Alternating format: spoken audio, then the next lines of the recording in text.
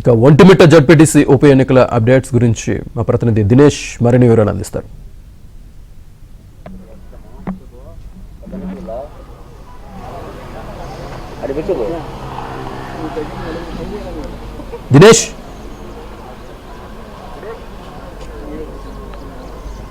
దినేష్ అక్కడ పోలింగ్ విధంగా కొనసాగుతుంది.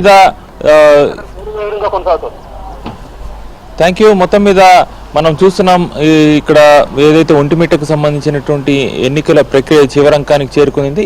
5 గంటల వరకు కూడా ఓటు వేసేందుకు లోపల పోలింగ్ బూత్లకు వెళ్ళొచ్చు. 5 గంటల లోపల పోలింగ్ బూత్లకు వెళ్ళిన తర్వాత వాళ్ళని అలాగే ఓటు వేసేంత వరకు కూడా పోలింగ్ బూత్లో ఉండి ఓటు వేసి బయటకు రావచ్చు.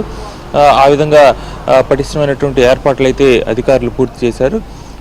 వర్షం పడుతున్నప్పటికీ ఓపికగా ఉండి ఓట్లు వేస్తున్నారు. మనతో ఇక్కడ మాట్లాడడానికి ఇక్కడ ఉండేటువంటి స్థానిక నేతలు ఉన్నారు. ఏమంటే చెప్పండి, ఓటింగ్ సరళి చూస్తుంటే ఏమనిపిస్తుంది? మార్నింగ్ నుంచి కూడా ఓటింగ్ చాలా పీస్ఫుల్గా నడిచిందండి. ఇక్కడ ప్రజలు స్వచ్ఛందంగా వాళ్ళ ఓటుని హక్కును వినియోగించుకునేదానికి తెల్లవారుజాము నుంచే కూడా ఇక్కడ రావడం జరిగింది.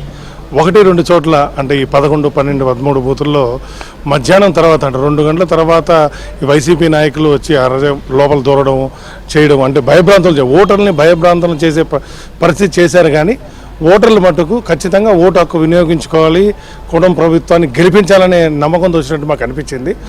వాళ్ళు హడావిడి ఎక్కువైంది కానీ వాళ్ళకి ఓటింగ్ పడలేదని చెప్పి కొట్లాడడం తప్పితే ఇక్కడ జరిగింది ఏమీ లేదు. లోపలికి పోయి డోర్లు వేసుకోవడం, లోపల వేసి ఒక బూత్లోకి వెళ్ళి డోర్ వేసుకుంటాడు అభ్యర్థి, వైసీపీ సంబంధించిన అభ్యర్థి. మాకు చాలా ఆశ్చర్యంగా అనిపించింది. అంటే ప్రజలు బయట నుంచి చెప్తున్నారు చాలా నీట్గా పోతుందండి, చాలా మంచి సరళిగా నడుస్తుందని చెప్తుంటే కూడా ఒక పెడచేవును పెట్టి హడావిడి చేసి వీళ్ళందరినీ భయపెట్టాలి, ఈ ఓటింగ్ శాతం పడితే ఖచ్చితంగా వీళ్ళు గెలుస్తారనే భావంతో వాళ్ళు ఉన్నట్టు అర్థమవుతుంది. కానీ ప్రజలు మటుకు స్వచ్ఛందంగా వాళ్ళ ఓటు హక్కును వినియోగించుకునేదని మహిళలు అయితే చాలా ఎక్కువ వచ్చారు.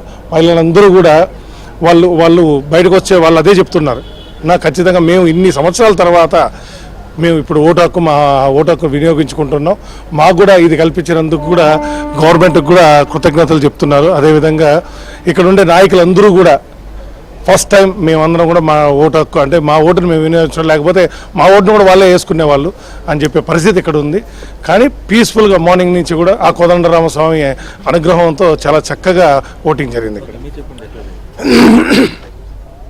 యాక్చువల్గా ఈరోజు మేము కూడా ఒక 4 రోజులు అన్ని బూతులు కూడా మాకు ఇక్కడ కొన్ని బూతులు ఇన్ఛార్జ్ చేయటం జరిగింది. అన్ని బూతుల్లో కూడా తెల్లవారి నుంచి బాగా ప్రజలందరూ కూడా ఈ ప్రచారం కార్యక్రమంలో కూటమి ప్రభుత్వంకే మేము ఓటేస్తాం, కూటమి ప్రభుత్వమే మాకు శ్రీరామ. అంటే ఎట్లా జరిగింది ఓటింగ్ అనేది? ఎట్లా జరిగింది? చాలా ప్రశాంతంగా, కొండైతే మధ్యాహ్నం వరకు అయితే చాలా ప్రశాంతంగా మహిళలు కానీ అదేవిధంగా వికలాంగులు కానీ అందరూ కూడా చాలా పర్సంటేజ్ బాగా పెరిగింది. మధ్యాహ్నం పై నుంచి ఈ పోలింగ్ చూసి కొంతమంది వైసీపీ లీడర్లు వచ్చి బూతుల్లోకి వచ్చి గొడవ చేయటం జరిగింది. ఆ గొడవ కూడా తిప్పుకొట్టి ప్రజలు కూడా ఒక ½ గంట బూతులు కూడా నిలిపేయటం జరిగింది. మళ్ళీ కంటిన్యూషన్ చేసి ప్రశాంతంగానే 80%, 85% పోలింగ్ అయ్యే అవకాశాలు ఉన్నాయి. ఇక్కడ వైసీపీ సంబంధించిన దాడిలో గాయపడినటువంటి వ్యక్తి ఉన్నారు. ఏమంటే ఎలా జరిగింది దాడి మీ పైన, ఎందుకు జరిగింది? సార్, నేను టీడీపీ ఏజెంట్గా కూర్చున్నాను. మలకాటపల్లి మాది. నా పేరు శివరామకృష్ణారెడ్డి. సాలావలో వచ్చి ఇక్కడ కూర్చుంటామని అసభ్యంగా మాట్లాడి బయటికి నేను మామూలుగా మంచినీళ్ళు తాగుదామని వచ్చిన. ఆమెను బయటికి లాగుదా తిడతా అమ్మలక్కల బుద్ధులు తిట్టేదలికి ఒకరోజు దాడి జరిగింది. అంతలేక మంత్రి గారు వచ్చి పోలీస్ ప్రొటెక్షన్ వల్ల దెబ్బేసినారు. ఆమె పక్కా పోతానే పిడిబాగు తీసుకొని వచ్చి మీదికి దాడి చేయబోలినా నేను తప్పించుకున్నా. అసలు ఎందుకు మీ పైన దాడి చేయాలనుకున్నా? నేను టీడీపీ పక్క ఏజెంట్ కూర్చున్నా కాబట్టి. అంటే ఏజెంట్లు కూడా ఉండకూడదనే ఆలోచన? ఎప్పుడు కూర్చోవాలి, ఎంతమంది ఏజెంట్ పారాలు కూడా చించేస్తా ఉన్నారు. ఫస్ట్ టైం మీరు ఈ దఫా ఏజెంట్ కూర్చోవడం, దానివల్ల మలకాటపల్లి నుంచి ఇప్పుడు ఏజెంట్లను కూడా కూర్చోబెట్టలేదు. అది మొత్తం మనం చూస్తున్నాం.